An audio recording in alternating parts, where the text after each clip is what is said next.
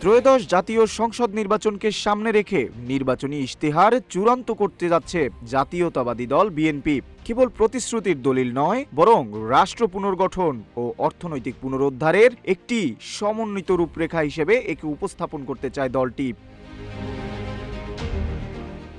Family card, কৃষি card এবং ইমাম মুয়াজ্জিনদের সম্মানী সহ নানা জনমুখী ইস্যু থাকছে এবারের ইশতেহারে। দলীয় সূত্রে জানা গেছে, এবারের ইশতেহার কেবল গদবাঁধা প্রতিশ্রুতি নয়, বরং রাষ্ট্র পুনর্গঠন ও জনমানুষের ভাগ্য উন্নয়নের জন্য সাজানো হচ্ছে। আগামী ২০ জানুয়ারি অথবা প্রতীক বরাদ্দের পরই আনুষ্ঠানিকভাবে এই ইশতেহার ঘোষণা করার কথা রয়েছে। বিএনপির এবারের ইশতেহারের মূল ভিত্তি হিসেবে কাজ করছে ৪টি প্রধান স্তম্ভ। কিউব হোল্ডিংসের গল্পে সেই রেখাটি আঁকা হয়েছিল আজ থেকে ১ যুগ আগে। নকশাই আমাদের ভাষা। Cube holdings limited. শহীদ রাষ্ট্রপতি জিয়াউর রহমানের ১৯ দফা, বেগম খালেদা জিয়ার ভিশন ২০৩০, ভারপ্রাপ্ত চেয়ারম্যান তারেক রহমানের ৩১ দফা এবং সাম্প্রতিক জুলাই জাতীয় সনদ, এই ৪টি স্তম্ভের সমন্বয়ে একটি আধুনিক ও সময়োপযোগী ইশতেহার চূড়ান্ত করা হচ্ছে, যেখানে গুরুত্ব পাচ্ছে তারুণ্যের আকাঙ্ক্ষা।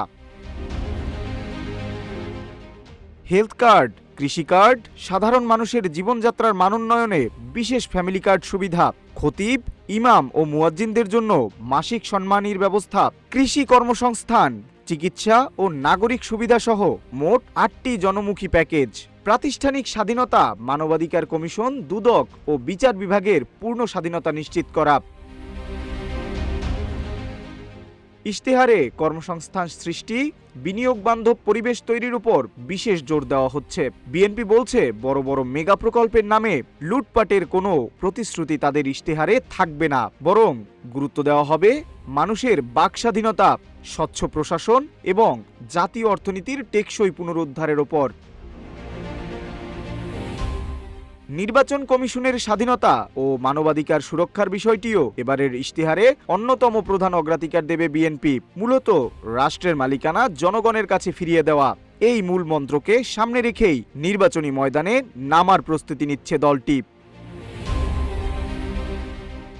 এস এম আমিনুল ইসলাম, রূপালী বাংলাদেশ।